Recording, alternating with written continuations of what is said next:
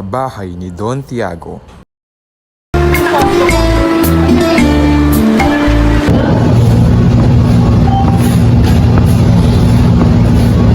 Bakit ba tayo pinatawag ni Kapitan Tiago? Pating daw kasi ang anak ng yumaong kaibigan ni Don Tiago. Dapat hindi ka pala ako pumunta dito. Pagsayangin ng oras ko para lang sa isang video. Ipagpaumanhin niyo, ngunit tayo nasa isang bahay ng isang inyo.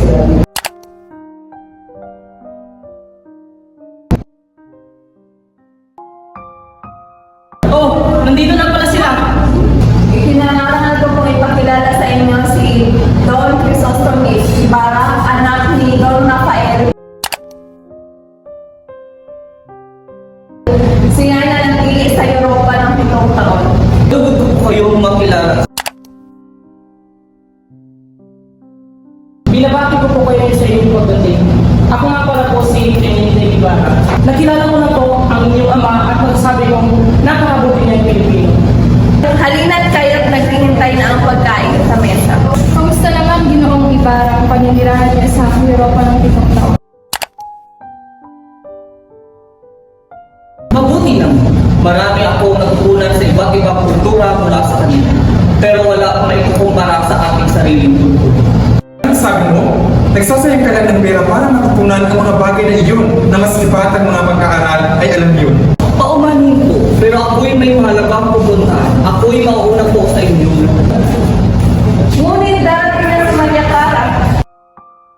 Parin ko ako bukas, ngunit may dadalawin na hindi dapat ipagpapin. Tingnan nga ngayon ang nangyayari sa mga kabataang Pilipino na ipinapadala sa Europa. Dapat itong pagbabawal ng pamahalaan. Pinat, Ha? Tingnan eh, kayo pala. Ginoong Ibarra, may dapat ko kayong malaman tungkol sa iyo. Tungkol mo sa aking ama? Tama mo. Ito'y tungkol sa pagkamatay ng iyong ama sa bilangguan.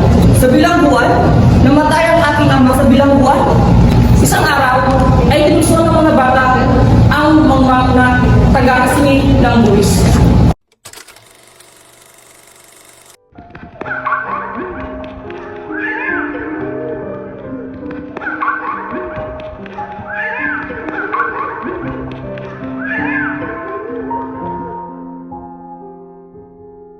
Tignan mo, oh. Bagay di bobo. Utang-tagong.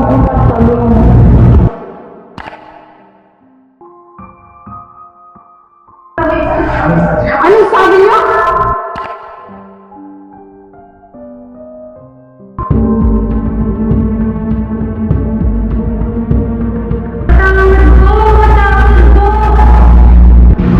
Yan ang nararapat sa inyong mga bata. Hoy, mga bata yan, hindi dapat pinapatulan ng kasi.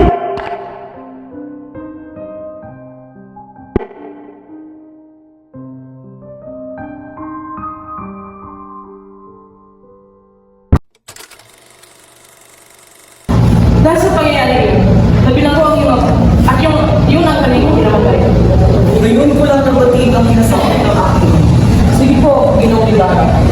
Mauna lang po ako sa inyo at ako po ay may mahalagang pang-asa ko sa inyo. Sige po, maraming salamat.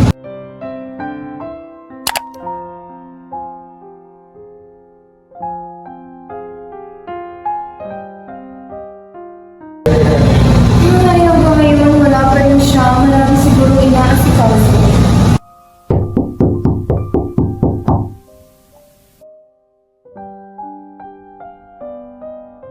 Magandang gabi po.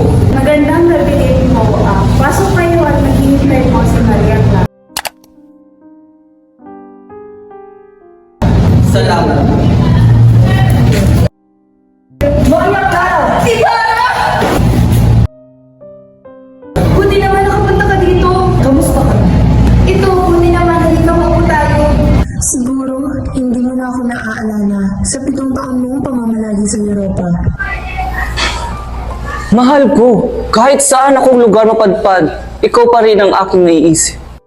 Ibig mo bang sabihin ay wala kang nakitang magagandang dilag sa pinuntahan mo? Marami akong makikitang magaganda, ngunit hindi pa rin natutumbas ang gandang kayumanggi.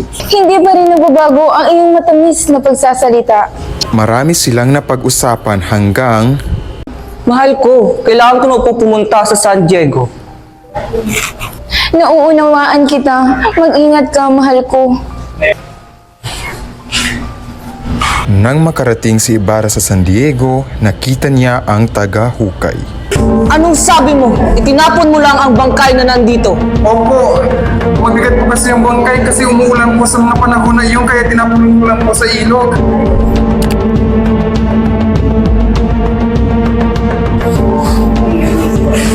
Nakapagpigil sa sarili si Ibarra matapos nito ay parang baliw na nilisan niya ang kausap hanggang sa mamataan niya si Padre Salvi.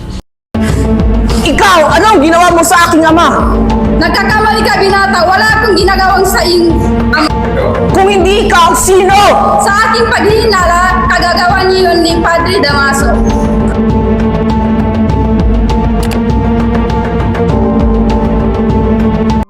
Nang mabatid iyon ng Ibarra ay nilisan kaagad niya si Padre Salvi. Sa simbahan ay nag-uusap ang magkapatid na Crispin at Basilio.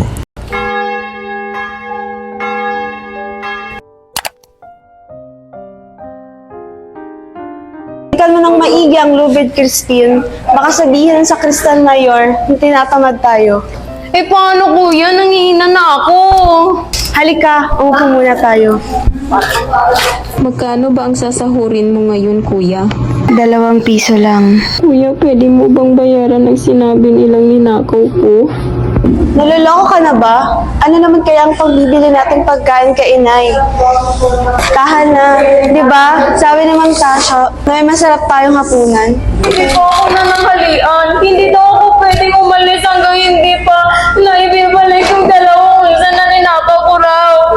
Pero hindi naman talaga ako nagnakaw kundi si sa Kristal Mayor. Ano? Hanggang sa dumating ang Sakristang Mayor. Ano ka mo? Hoy Basilio, minumultahan kita ng kalahati sa hindi mo tamang pagtugtog at ikaw, Crispin, mananatili ka dito hanggang sa hindi mo binabalik ang ninakaw mo at halika, sumama ka sa akin. Kuya, tulungan mo ako. Kuya, tulungan mo ako. Makulit ka? Kuya, huwag kang tumawa. Samantala, upang maaliw si Sisa sa panghihintay sa kanyang mga anak, ay manakas siyang umaawit hanggang sa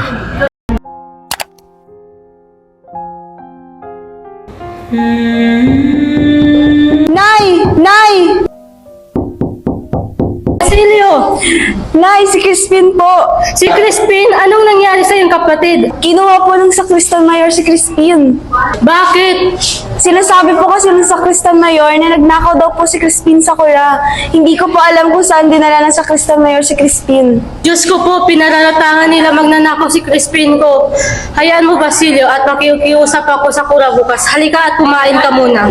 kinabukasan, agad na pumunta si Sisa sa simbahan at kinausap ang isang utusan ng simbahan. Magandang umaga po. Pwede ko bang makita si Crispin? Huwag ka nang magkaila, Sisa. Matapos magnakaw ng inyong anak, ay kaagad siya umalis. Dahil dito ay inutusan ako itong bigay alam to sa Guardia Civil. Marahil ay naroon na sa inyo ang mga sivil upang dalhin ang inyong anak. Ano to? Diyos ko! Huwag mo pababayaan ang aking mga anak. Nagmamadaling nilisan ni Sisa ang kausap. Nang malapit na si Sisa sa kanilang tahanan ay nakasalubong niya ang mga Guardia Sibil. Di ba ikaw si Sisa? Nasaan ang mga ninakaw ng anak mo? Ninakaw? Wala po akong nalalaman sa sinasabi niyo. Ganun pala, Ala, sumama ka sa amin. Huwag mo mawala. Hindi ka makakalaya hanggang hindi mo. Dinala ng mga Guardia Sibil si Sisa sa kwartel at itinulak si Sisa papunta sa kulungan. Mananatili ka dyan hanggang hindi nagbabalik ang mga anak ko. Makalipas ang ilang sandali, binuksan ng Guardia Sibil ang kulungan. Nakita nilang nakaupo si Sisa.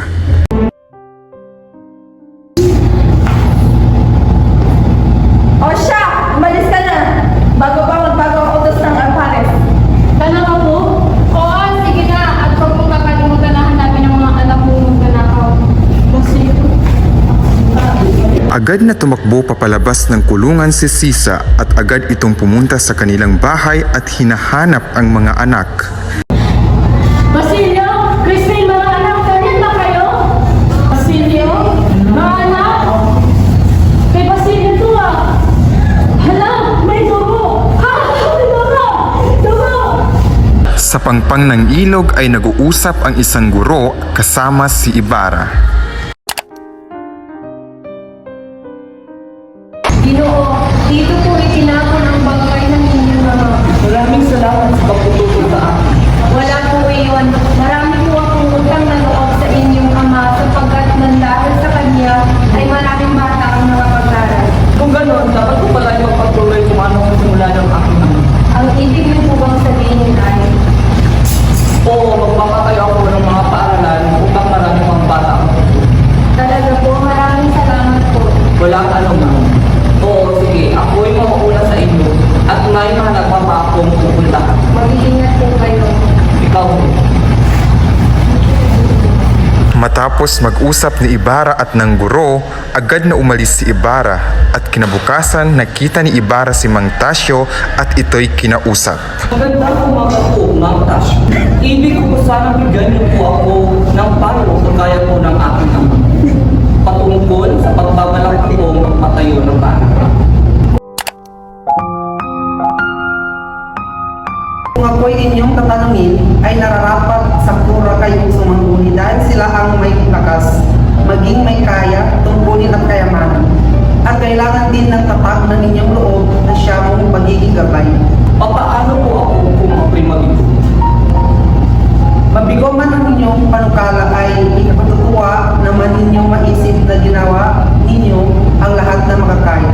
At ang tibay ng inyong loob ang siyang magiging taklam sa lahat. Niniwala po ako sa inyo. Hindi na sayang ang pag-asa kong magtamo ng mabuting buhay. Sa ngayon po ay magpapaalam po ako. Maraming salamat.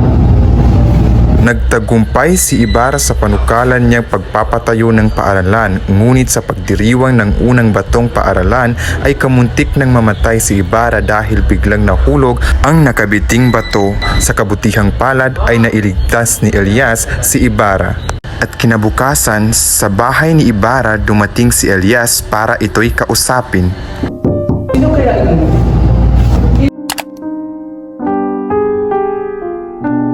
Yes, ikaw pala kaibigan ko. Ano may pag-iingod ko sa'yo? Ako may mahalagang kong dapat sabihin sa inyo. Kung gano'n, pumasok ka muna at mag-usap tayo. Maraming salamat po. Tungkol saan ba ang iyong sasabihin? Tungkol ito sa inyong mga kaaway. Kaaway. Mayroon akong mga kaaway. Marami po sa panahon ngayon, hindi ang sarili kundi marangal na tao ang lalong nakakagutom. Isa na po sa iyong mga kaaway ay ang kamamatayan po kanina. Kitang-kita ko po sa aking mga mata ang pagsasagawa niya ng plano. Nang katakas siya ay sinunggaban ko siya. Matapos ang pagpapatayo ng paaralan, naglabas ng hinanakit si Padre Damaso. Sobrang naging gastos ng paaralan yan. Ang hirap sa mga Indio ay nakapag-aral lang ng kaunti, akala mo kung sino na. Buhay pa man ay pinarusahan na ang kanyang pagmamalaking tao. Bago pa tapusin ni Padre Damaso ang kanyang sasabihin ay biglang sumabat si Ibarra. At ang mga tao yan ay namamatay at nabubulok sa bilangguan tulad ni Walang kang karapatan at gustahin ang banal na alaala ng aking ama. Ibarra. Ibarra! Ibarra! Magdasal ka na na may primong malalaman pagkat dumating na ang iyong oras. Malalaman mo kung ano ang klaseng butik ang tumatalo sa iyo. Pero huwag mo gawing mga bagay na inalalim ako sa akin. Sa bahay ni Kapitan Tiago, nakita ni Tia Isabel na umiiyak si Maria Clara.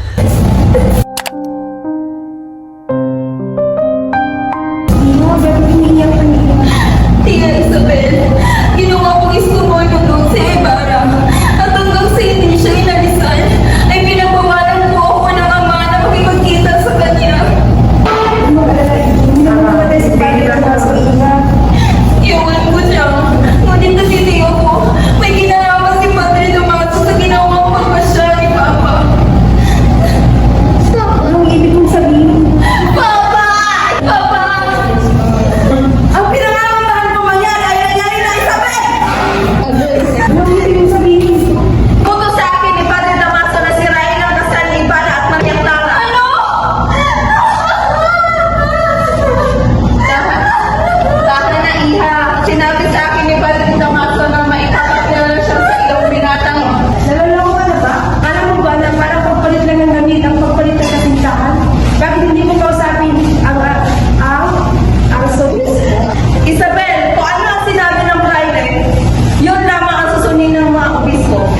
Makalipas ang ilang araw, biglang dumating si Doña Victorina.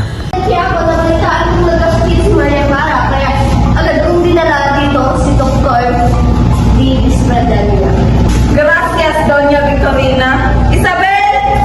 Pwede bang samahan mo si Dr. De Espanyada sa Silid ni Maria Clara? O sige, sumunod niyo kayo sa akin. Santiago, ikinagagal ako ang makilala sa'yo si Don Alfonso. Kinagagal ako po kayong makilala. Gayon din po ako. Tiago, may sabihin daw ang aking inaanak. Opo, Padre Damaso. Ayos ka lang ba? Opo, Padre. Magpahinga ka ha. Sigurado akong gagaling ka. O sige, iwan mo na nila ha. Magpagaling ka. Ayaw. Ako ang bata. Sino ka? Ako po si Linares. Hinahanap na yung bayaw na si Palo. Ay, ito ba yun? Ginagalang kong makilala ka. Ito po ang sulat ng aking ina at ama. Saan mo? Trabaho at asawa. Kung trabaho ang pag-uusapan, ito'y madali. Ngunit kung ito'y asawa, ay... alam ko na. Halika ito at mayroon akong gusto ipakilala sa'yo. Isabel! Pwede pa ipahatid kay Maria Clara na mayroon akong gusto ipakilala sa kanya? Sige po, Padre Damaso.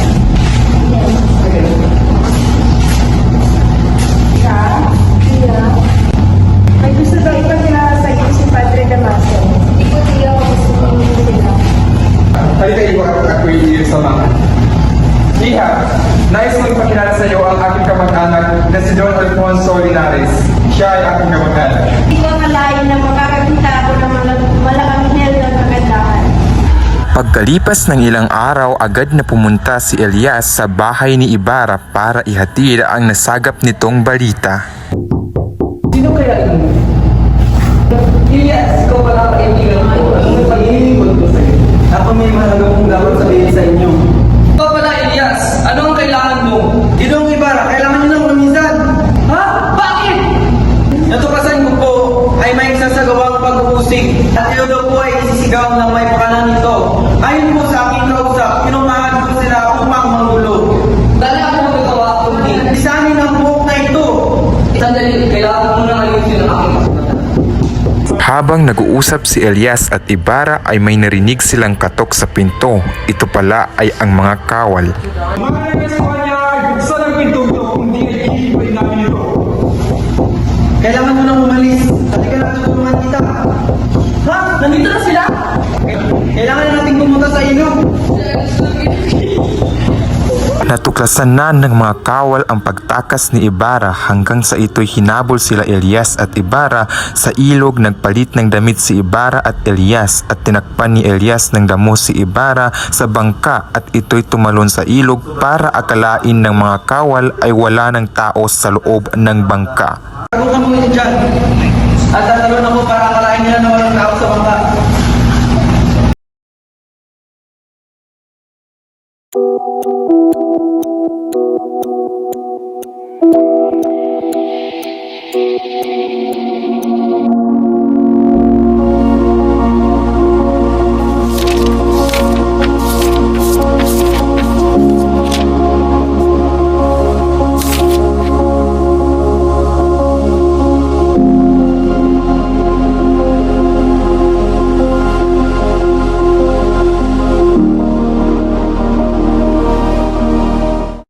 Naglalakbay ang isang vapor tabo sa kahabaan ng Ilog Pasig galing Maynila at patungong Laguna.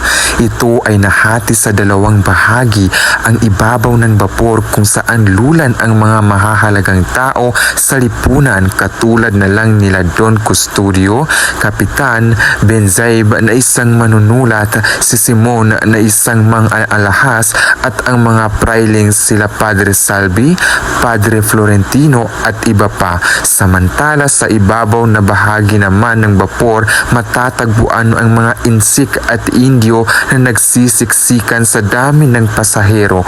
Ang hatian na ito ay nagpapakita ng uri ng tao at kapangyarihang umiiral sa sistema ng lipunan.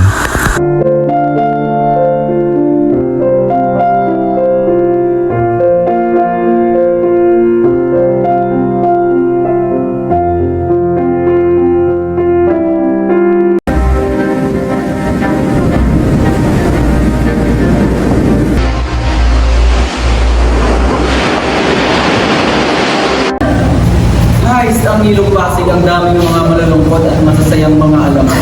Na halos lahat ay alam ko, pero maaari ko lang kwento ang mga masasaya at gustong kalimutan ang mga malulungkot. Mukhang meron kong naisip ay Wate sa salitang malungkot. Kapitan, ano ba ang nangyari, Kapitan? Matalas ang iyong pagdinig. Sa totoo lang, nang marinig ko ang pangalan ng ilog, naalala ko ang kwento ni Juan Crisostomo Ibarra. Ibarra, parang narinig ko na ang pangalan na yan. Ano nga ba ang nangyari sa kanya? Alam niyo ba? Senyor Simon, ikaw'y namumutla. Mahirap ba pag-alakbay nito para sa'yo? Ayos lang ako, Paten Politin. Huwag na natin pag-usapan ang hirap ng paglalakbay. Pakinggan na natin ang kwento ni Ibarra. Si Ibarra ay anak ni Rafael Ibarra na nag-aaral sa Europa. At bumalik at sa kanyang pababalik na lamang na ang paggalisan ng kanyang ama. Tumingin kayo sa dako roon. Ayon sa kwento, habang siya ay inutubis ng mga kawad, ito ay tumalon sa ilog at pinaunanan ng bala. Ang tubig ay naging kulay dugo, udyat ng kamatayan ng binata. Anong nangyari kay Maria Clara? Nagpakasal siya kay Linares? Lumipas ang 13 taon. Ayon lamang ang alam ko hanggang sa namatay si Ibarra sa ilog na ito. Maaari kong tapusin ang kwento. Kaibigan ko ang nag-ampon kay Maria Clara. Sa kanya ko nalaman ang buong kwento. Tulad ng sinasabi mo, hindi mo ako hayaan makapagpapalad kay Linares. Sapagkat hindi ko siya mahal at hindi ko siya mamahalin.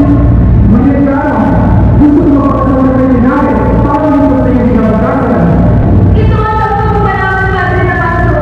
Kaya namin ni Ibarra, lampasan lahat ng problema doon sa pagkasama kami. Hindi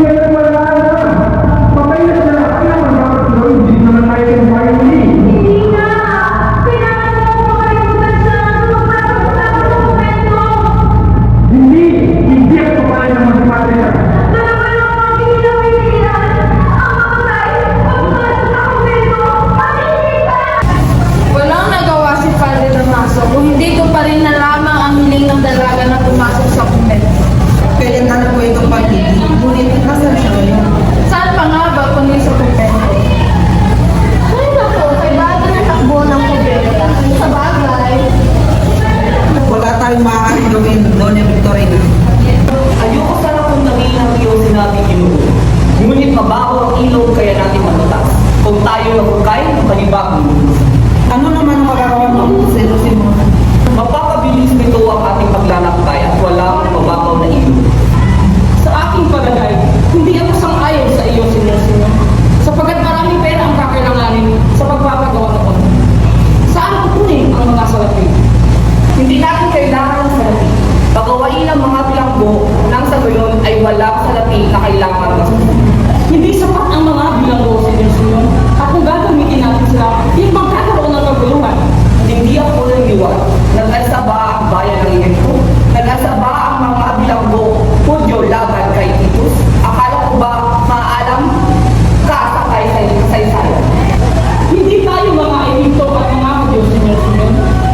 Ay naku, walang kwentang kausap. Sa baba ng kubyerta, nag-uusap sina Basilio, Kapitan Basilio at Isagani. kaya natin ipatayo ang akademya ng Rita Castilla. Paano mo nasabi yan? Binigyan namin si Padre Ailina Caballo bilang regalo at nangako siya na makikipagkita siya kay Kapitan General. At ang mayaman na sinagarain ay nag-alok ng kanyang lunang bahay. Hindi ko labis na maiintindihan bakit niya pinipilit ang pagkabedyo ng Rita Castilla. E sa panahon ko ay nag-aaralan din na Rita Castilla. Kapatid Basilio talaga, makaluma. Hindi nila ako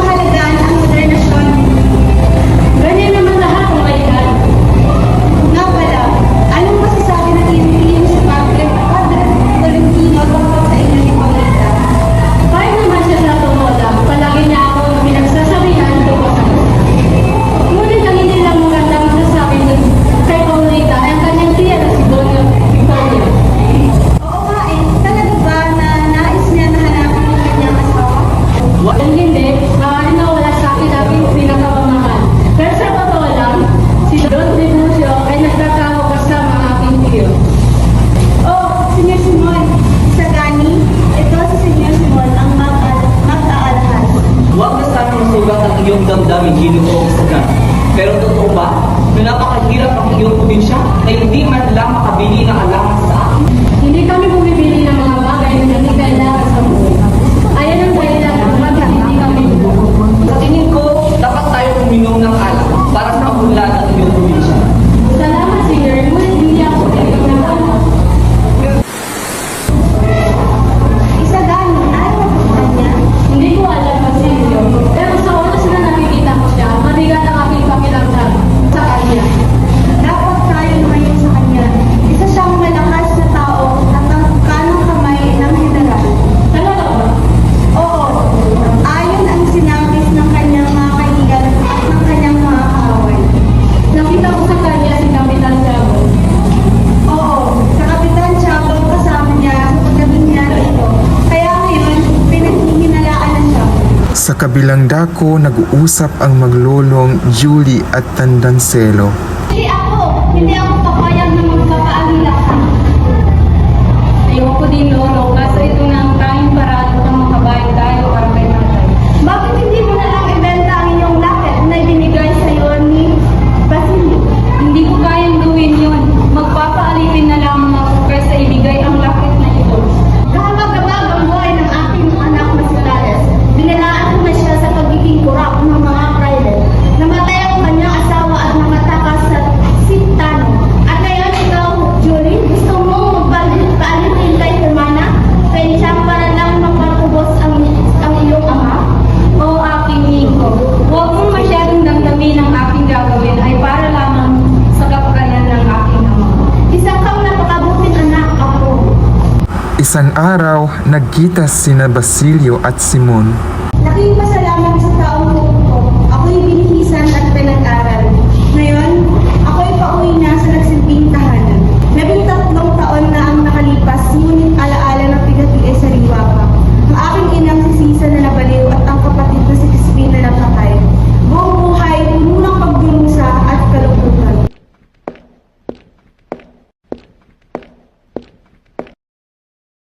May taong malapit? Si Senior Simon. Ano ang ginagawa niya dito? Parang napaka-imposible, pero baka totoo. Diyan ka lang sa kinatatayuan mo kung ayaw mong mamatay.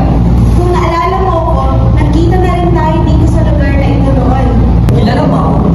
Lahat ng tao, naniniwala na patay ka na. Chrysostom Ibarra. Ang iyong natuklasan iyong Basilio ay dapat maging lihim lang wala dapat makaalam kung hindi maaaring himatay mo o himatay ko. Wala akong balak ipagkamali mo ka, Senyor. Ang iyong lihim ay hindi malalaman ng iba. Asahan kong sasabihin mo yan dahil parehas tayong may tutol sa libon. Ang iyong ina ay nabiliw dahil sa kasakiman ng Espanya at ang iyong kapatid ay pinatay. Umalis ako sa bayan ko upang magpayaman at magbiganti sa kanila lahat. Parehas tayo lang naghanap ng katarungan kaya dapat tayo magtulungan. Ika'y nag-iisa lamang. Ang gobyerno ay masyadong malakas. Paano mo magagawa ang iyong paghihiganti? Naglakbay ako upang magpayaman. Nakita ko ang kanilang karangan at pag-aabuso sa kanilang kasamaan ay minsan nakisama ako. Bakit? Dahil ang mga taong naabuso at saktan ay naging kasamaan sa araw ng pagbuko. Pagdating ng araw, maasahan ko ba ang tulong mo? Isang pribilehiya iyon, ngunit kinakailangan mong tanggihan. Hindi ako taong politiko. Nais ko lamang kung maging magagawan at iyon ang nais kong gampanan. Bago magamot ng mamamayan, gamutin mo muna ang bayan. Kinakaya mong isara ang iyong mga mata sa katotohanan ng iyong ina at kapatid ay namatay dahil sa kasamaan ng Espanya. Matagal na silang patay. Pag sumama ba ako sa inyo, mabubuhay pa sila? Ikaw ang dahilan kung bakit ako nag-aaral ng mabuti. Naniwala ako na sa katarungan ay ang ating bayan ay makakawala. Ang katarungan ay nakakamit sa isang madugong na labanan. Tayo ay magkaiba ng pananaw, Senyor. Kayo may karapatan sa inyong sariling desisyon, Basilio. Hindi na kita aakitin na intindihin ang aking pag-iisip, ngunit kung magbago ang iyong isip, ako'y pupunta lamang sa aking tahanan. Matapos magpaalila ni Julie sa kila Hermana Pensyang, tinulungan ito ni Basilio na matubos at makalaya. Aking pangakalagaan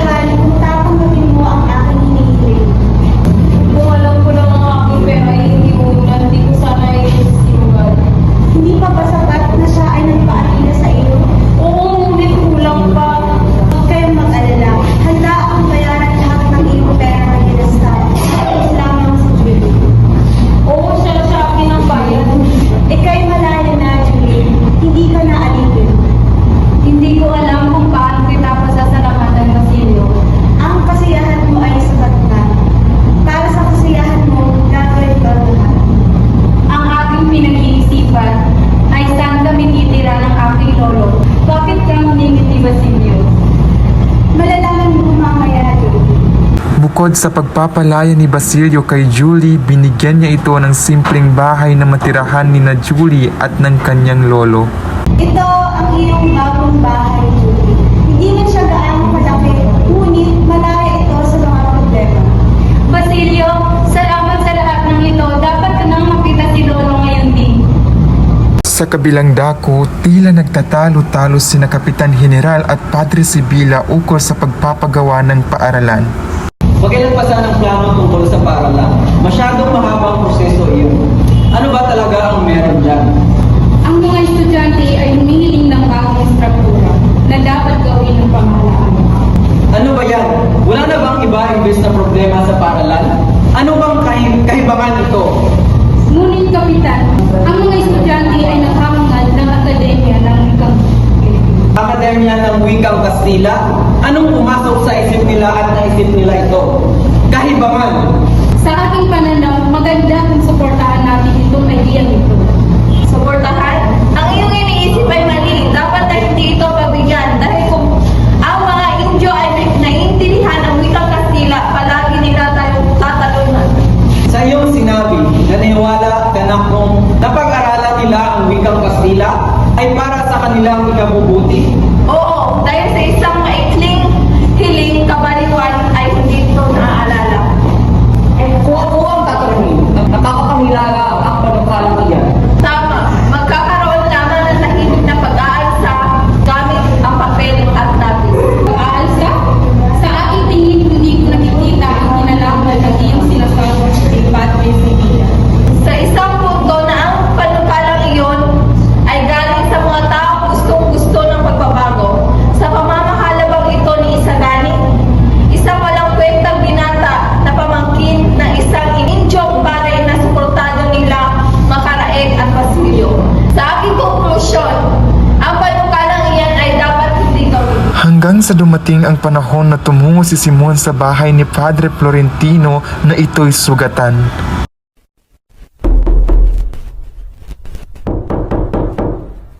Padre Florentino, tulong! Ha, Diyos ko, Simon, anong nangyayari sa'yo? Halika na pumasok ka sa aking silid upang magamutan iyong mga sugat. Salamat sa Padre Florentino, ngunit huli na ang lahat. Hindi pa huli ang lahat. Hindi ko alam kung ano kitapasalamatan, Padre Florentino. Akala ko natutulog ka, Senyor Simon. Kamusta ang iyong pakiramdam? Habang nag-uusap sina Padre Florentino at Simon, dumating ang isang kartelyero upang ibigay ang sulat para kay Padre Florentino. At ayon sa sulat, si Simon ay dadakipin sa paglubog ng araw.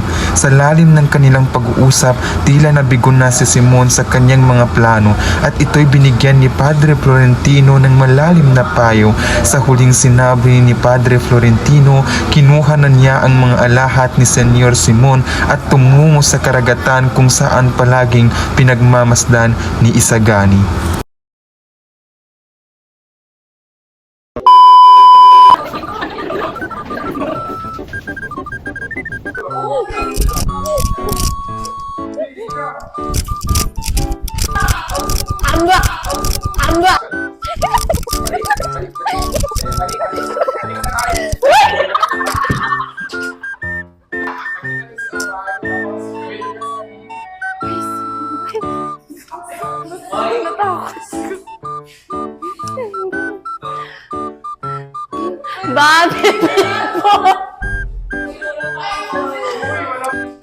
Ba, baby, bobo!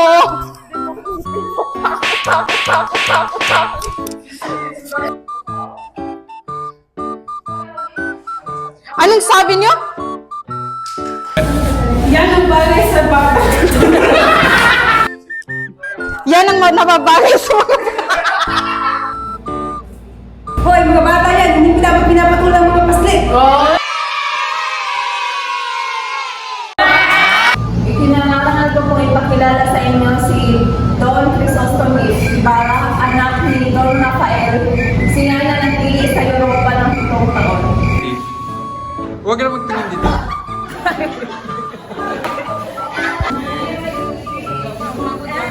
Huwag yung play. Action. Hindi lang ko lang, mabay itong ginagaling ako. Sana all. Action!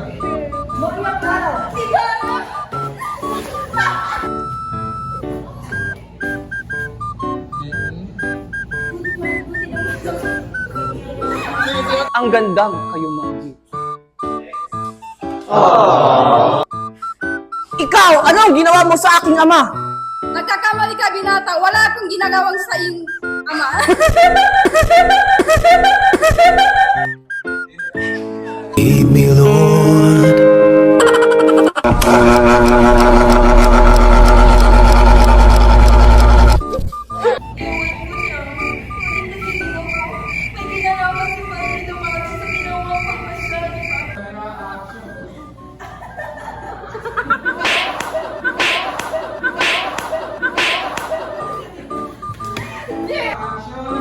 Ang pinangangambahan ko mangyari ay nangyari na Isabel! Action! Lakam na, matali niya mo, uni. Ha? Mana... Mana talaga ito. Ay kaagad siya umalis. Tapos... Bataw. Then... Lumilipad na naman ang isip ko. Iniwan na naman ang isip ko. Kasamaang balad. Tira, action! Basilio? Mana? May Basilio to ah. Hala, may dugo. Ha? May dugo. Dugo. Nanatili ka dyan hanggang hindi nagpapakita ang mga anak ko. Ganun pala. Hala, sumama ka sa amin. Huwag mo mawala. Hindi ka makakalaya hanggang hindi mo. Diyos ko, huwag mo pa. Tutulungan ka ng Diyos na may lalang. Basta tutulungan po tayo ng Diyos, maniwala lang kayo. Yung kapit mo, wag niya kaming idamay-damay kung ano-anong ginagawa niyang mga istorya para sa aming pamilya dahil hindi kami nakikialam sa buhay niyong mag-asawa. Bakit hindi mo kausapin ang arso? Sino ka?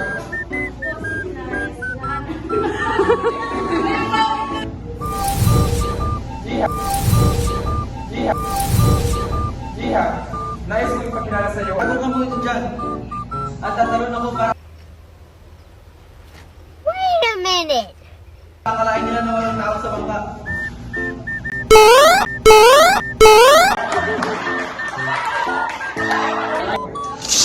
Barbie, sabi ko na!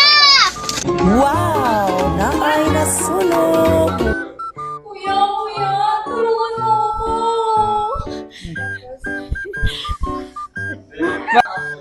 Kuya, kuya, tulungan mo ako. Makulit ka! Makulit ka! Makulit ka! Makulit ka! Yan ang nararapat sa inyong mga bata.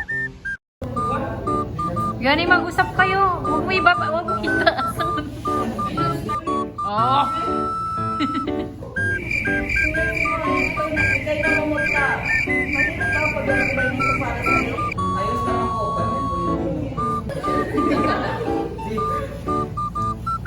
Ibarra, parang narinig ko ng pangalan yan. Ano nga ba ang... Ano nga ba? Ano nga ba ang nangyari sa kanya? Alam niyo ba? Sino sila? Action!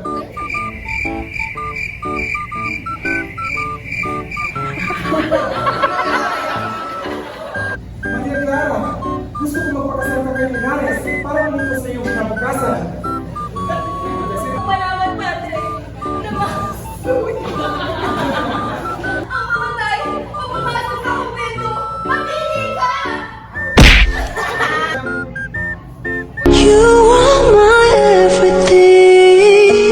Padre Damaso, kung hindi ko pa rin na lamang ang hiling ng dalaga na pumasok sa kumpento. Kailan ano pa itong pag-ibig? Ngunit, nasan siya ngayon? Saan pa nga ba kung sa kumpento?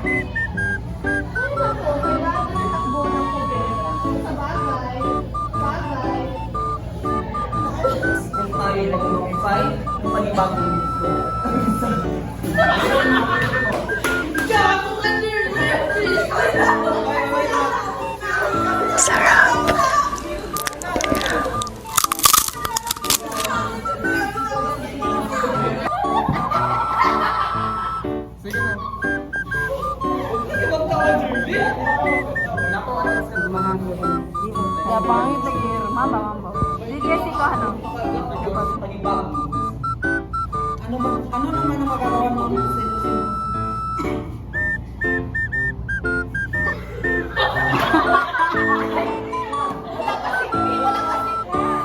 Senyor, hindi ako naniniwala hindi tayo Ehipto at mga Hudyo. Ay nako, walang kwentang kausap.